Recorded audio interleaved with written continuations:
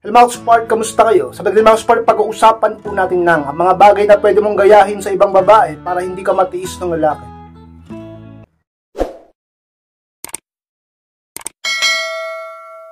At kung handa na kayong lahat ay magsulap po tayo at muli, be inspired!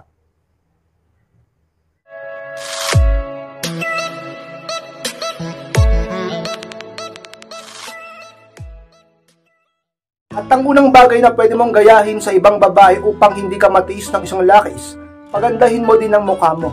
Yes, Max pa dyan ang unang bagay dyan. Kapag makinspard, totoo yan. Alam nyo makinspard, ang mga kalalakihan kami, sa totoo lang, mga visual creature talaga. Talagang ang mas gumagana sa amin yung aming mga mata. Diba? Talagang na-attract kami sa mga magaganda. Sa mga kakakit-akit na tao, bagay, ganyan ang mga lalaki. Ganoon din naman ang mga babae, pero mas gumagana sa inyo yung emosyon sa ipinapakita ng tao. Pero pag ang lalaki, napakahalaga na talagang dapat palagi kang maganda sa partner mo. Kaya palagi ko sinasabi sa inyo, dahil alam ko tong bagay na to, kaya palagi ko sinasabi sa inyo na palagi kang magpaganda. Ayusin mo palagi ang itsura mo. Huwag mong hayaan mukha kang ewan dyan. At palagi ka rin dapat maging mabango. Pagandahin mo ang mukha mo. O pumakinspire, yan ang ginagawa ng karamihan ng ibang babae. Kaya yung partner nila, kahit inis na sa kanila, kahit talaga namang nababagot na yung, talaga namang naiinis na sa kanila yung boyfriend nila, asawa nila, hindi sila magawang iwan dahil maganda eh. Diba? Malaki talaga ang advantage yan. Malaki ang ano yan, ang lamang yan, yung maganda. Maniwala kayo sa akin kayo. Totoo yan. Lalo na kapag yung lalaki hindi makagwapuan, hindi man masyadong pogi. Tapos ikaw, ang ganda mo. Lakas naman loob na siya pa yung mga iwan, di ba? Lalo na kung matino ka naman, mabait ka naman. Yun lagi ang ginagawa ng ibang babae. Lagi silang nag-i-improve. Di ba nga, yung iba, papatangos pa ng ilong, kung ano nung ginagamit na skincare, sa mukha, panghilamos, mga nilalagay. Yung iba nagpapayos ang kilay, yung iba talagang pinapaganda yung buhok. Yung iba, pinapapula yung labi, at iba pa. Kababawas pa minsan ng may binabawas yata sa mukha, ewan kung ano yun.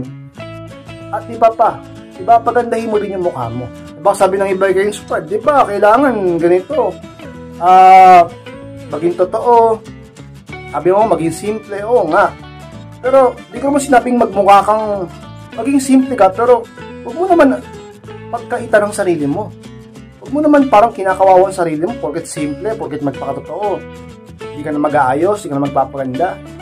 Kontrolado mo yan. At isa pa, palagi ko rin sinasabi sa inyo, responsibilidad nyo na lagi kayo magpaganda.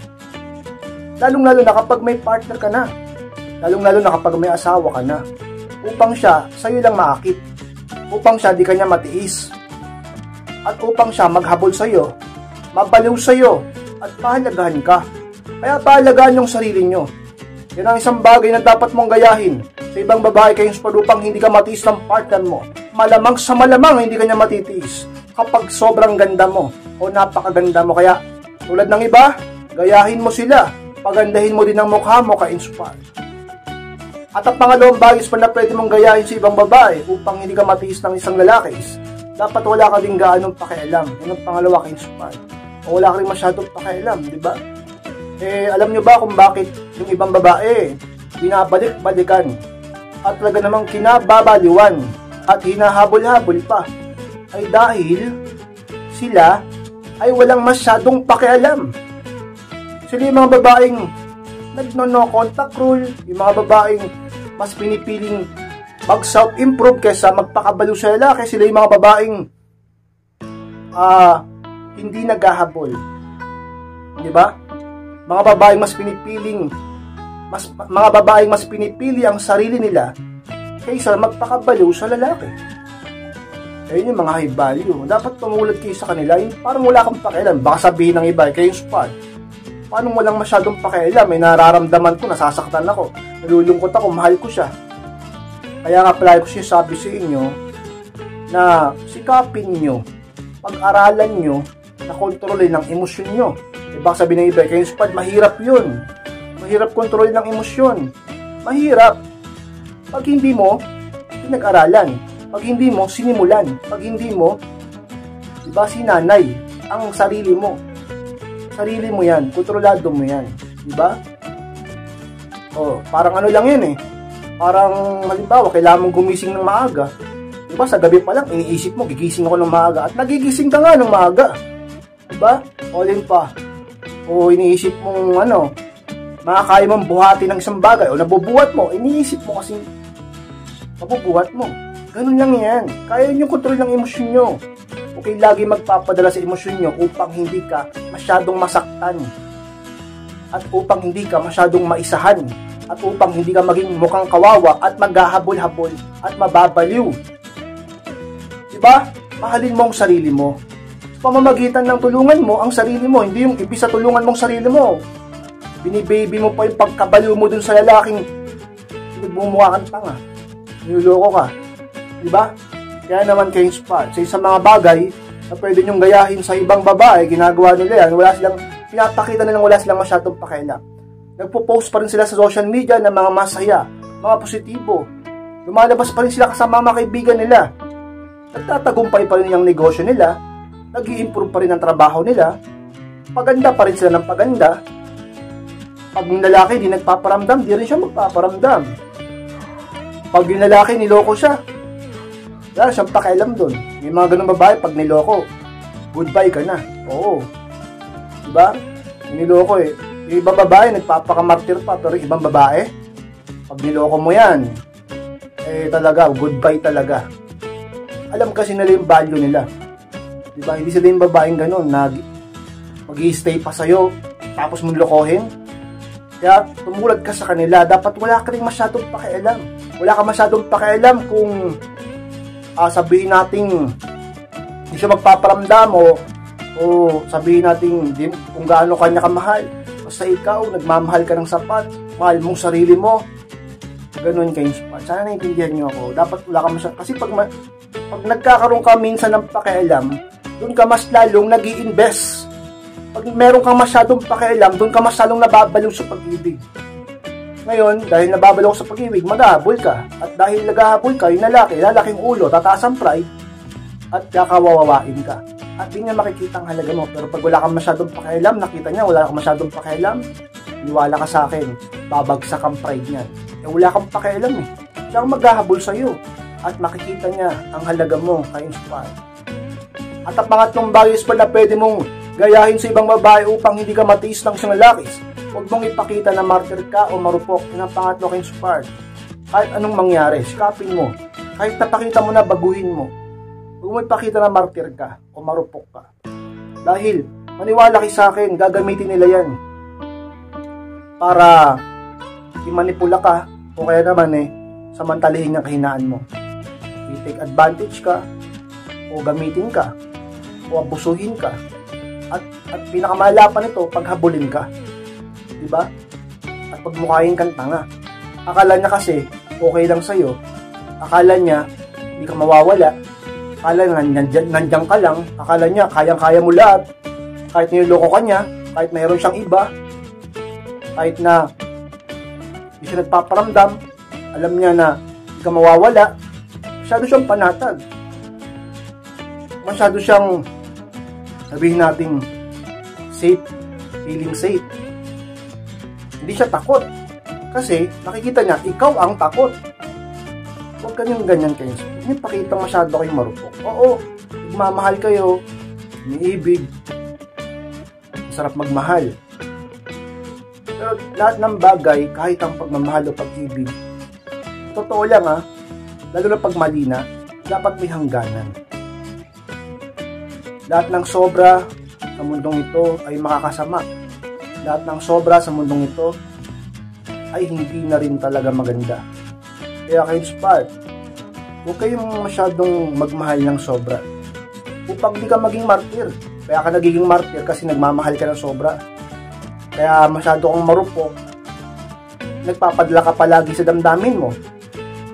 Diba? Kaya huwag magmahal ng sobra at kontrolin ang emosyon. Kaya nyo yan. Huwag sabihin hindi nyo kaya. Kasi pag natutunan mo na magmahal lang ng sapat, di ka magiging martir, di ka magiging marupok. Pag nangyari yun, di ka matitis ng lalaki. Kilala ka niya eh. Alam niya na matibay ka. Alam niya na pwede mo siyang iwan. Alam niya na hindi ka takot. Alam niya na di mo naman siya sobrang mahal. Alam niya di mo naman siya masyadong iniibig. Alam niya na hindi ka marupok. Alam niya na hindi ka martir. O bakit pa siya ngayon bakit kanya titiisin? Parang may timer yan eh. Parang ba, hinahabol niya yung oras. Dadalawang isip siya, baka mamaya pag di ko pa to sinuyo, iwan na ako nito. Baka pag nagmataas pa ako, nagmatigas pa ako, talaga naman, baka mamaya maghabol ako dito. Hindi ako mapatawad nito. Kasi hindi naman ito martir eh. Huwag mong pakitang martir ka o marupok upang ang lalaki di ka matiis. Kaya kayo tinitiis kasi alam nila na masyado kang mahina. Alam nilang sobrang mahal mo siya. Diba? Kaya nga tinuturo ko kayo, mag no contact, kung magparamdam, pakitang medyo nanlalamig ka minsan, para magbago yung timpla niya. Magtaka siya, bakit parang nagbago to? Parang hindi na tulad ng dati. Para maramdaman niya ang halaga mo. Para makita niya na mahal ka niya. Kapag nawawala ka, pag di ka tulad ng dati. Kaya baguhin niya yung pagiging marupok niyo at pagiging martir. Upang ang lalaking mahal mo, di ka matiis. At di siya magmayabang sa'yo. Diba? At talaga namang maramdaman niya ang pagmamahal sa'yo ayos pa. At pang-apat na bagay na pwede mong gayahin si ibang babae upang di ka matiis ng isang lalaki. Magpaka-busy ka muna. Yung pang-apat na yung part na siyang ginagawa ng karamihan ng ibang babae na dapat mong gayahin. Nagpapaka-busy sila. Kaya naman, wala silang time makipagtalo, maghintay lang, at talaga namang umasa lang at mangulit dun sa lalaki na hindi nagpaparamdam sa kanila o sinasaktan sila. Wala silang time sa pakikipag-away, wala silang time sa paghahabol, wala silang time sa paghihintay, wala silang time sa pagtunganga, paghihintay ng chat o pag-text, wala silang time makipaghabulan, makipagbaliwan dahil busy sila sa kanilang mga ginagawa. Kaya gayahin mo sila, magpaka-busy ka din upang ang focus mo ay hindi palaging sa problema nyo, ang focus mo ay hindi palaging sa love life lang, ang focus mo ay hindi palaging sa lalaki lang o sa kanya lang, upang ikaw ay maging parang wala nang pakialam at hindi ka maging mukhang martir o marupok sa kanya. Magpaka-busy kayo. Ang problema, kapag na may problema kayo ng boyfriend mo o ng asawa mo, mas pinipili mong makipag-away, maghintay, makipagtalo, mangulit, maging toxic. Mas pinipili nyo. Ano kaya kung piliin nyo na gumawa lang ng mga bagay na makapagpapalibang sa'yo, mga bagay na makapagdagdag ng value mo? Doon ka na lang mag-focus. Tingnan natin. Kung hindi makapag-isip-isip yan, kung hindi yan nakita ang halaga mo, kasi hindi mo na siya pinapatulan, hindi mo na siya masyadong pinapansin, busy ka kasi. Tingnan natin kung hindi yan magbago-bago, di ba? Kasi sa mga gayahin mo sa ibang babae, yung ibang babae, di ba? Ano man ang mangyari, malakas pa rin sila. Yung ibang babae, ano man ang mangyari, di ba? Kahit nasasaktan, pero lumalaban, maging ganun ka. Magpaka-busy kayo, maghanap kayo lagi ng pagkakalibangan upang hindi ka laging nakatutok lang palagi sa lalaki, sa problema nyo sa love life, upang siya ay makaramdam na ganyan ka. Ikaw ang tumitiis sa kanya upang hindi kanya matiis, upang makaramdam siya ng takot sapagkat parang wala ka bang pakialam sa kanya dahil hindi mo siya masyadong pinapansin dahil busy ka nga. Upang ang lalaki hindi ka matiis, gayahin mo yung ibang babae, gawin mo din yan. Magpaka-busy kayo, ka-inspire. At ang mga bayos mo na pwede mong gayahin si ibang babae upang hindi ka matiis ng isang lalaki, huwag na din munang mag-message. Mas makasupag sa mga bagay na ginagawa ng ibang babae na pwede mong gayahin upang hindi ka matiis ng partner mo. Sila ay talaga naman, yung ibang babae, hindi na rin sila nagbe-message kapag sila di nagpaparamdam yung boyfriend nila. Pag sila di nagpaparamdam yung partner nila, di rin sila magpaparamdam. Ganun sila. Nagmamatigas din sila. Hindi sila nagpapakarupok, hindi sila nag-aapol talaga. Gayahin mo sila. Imbis na yun sila nagme-message. Yung iba nangungulit pa sa text, diba? Yung iba nangungulit pa sa chat. Miss call pa ng miss call, tawag pa ng tawag. Ang kulit, binablock tuloy. Sila, hindi sila nagme-message. Ngayon, yung mga ilang araw, o baka nga mamaya lang mga musta na yung lalaki, ba't di ka nagte-text? O re-reply, hindi niya, ikaw nga, di ka rin nagte-text eh. Diba? Pag-iisip kasi yung lalaki, maniwala kayo, iisipin ng lalaki pag di ka nagpaparamdam. Naranasan ko yan. Naranasan ng mga kakilala ko yan. Naranasan niya ng napakaraming lalaki sa mundo. Pinag-aralan ko yan. Inobserbahan ko yan, at ako nga mismo nakaranas niya. Maniwala kayo, ang kaming mga lalaki, pag di na kayo masyado nagpapakita ng care, pag di na kayo masyado nagpapakita ng love, pag di na kayo masyado nagpapakita ng pake, para bang wala na kayong pakialam sa amin, para bang di ka na masyadong nag-iisip sa amin, di ka na masyadong nagme-message, di ka na nagpaparamdam, nakapokus ng isip mo sa iba, masaya ka na sa iba, doon mapapaisip kaming mga lalaki. At doon pwedeng bumaba ang pride namin. At doon makikita namin ang halaga mo. At maghahabol sa'yo o magpapakumbabang lumapit sa'yo at sasabihing mahal ka pa rin niya. Diba ka-inspired? Kaya huwag kayong maghahabol, huwag kayong mangungulit sa message. Pag di nagpaparamdam, pag di nagchat, di nagte-text, ito matawag, hayaan mo muna. Diba? Eh, kahit anong text mo, kahit anong chat mo, ayaw talaga magparamdam. Anong gagawin mo? Sasayang ka lang ng pagod mo kaka-chat, kaka-type dyan. Kaka-load, naubos na yung load mo. Eh, iba naman, nakikitext lang. Iba naman, nakikichat lang. Eh, papagod ka lang. Alam naman niya yun eh. Alam naman niya naghihintay ka eh. Alam naman niya na nagte-text ka. Alam naman niya nagme-message ka. Hindi ka pinapansin. Eh, pinagmumukha mo tanga sarili mo. Pinagmumukha ka na nga ng tanga. Pinakawawa pa sarili mo. Diba, maawa ka naman sa sarili mo. Diba? Eh, kaya spot kaya naman. Pag ang lalaki na nagpaparamdam, gayahin mo ibang babae, di rin sila muna nagme-message. Pagkat alam nilang value nila. Hindi lang naman siyang lalaki sa mundo. So, wala naman silang ginagawa. Wala naman kang ginagawang masama. O, kung may ginawa kang mali, mag-sorry ka. Pero huwag naman yung maghahabol-habol ka na. Ka-inspired sa mga pwede mong gayahin sa ibang babae.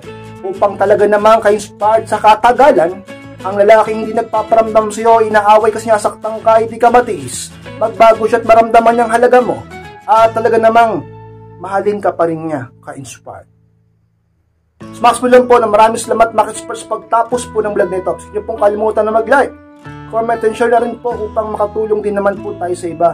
At sa mga hindi pa po nakasubscribe, ay pasubscribe na po Maki-Inspired at click na rin po notification bell upang maging update kayo pag may bago akong upload. Sa mga gusto magpa-coaching o magpa-advise, pakimess lang po ako sa aking Facebook at pakichat ako mismo magre-reply sa inyo. Maraming salamat Maki-Inspired, mag-ingat kayong lahat.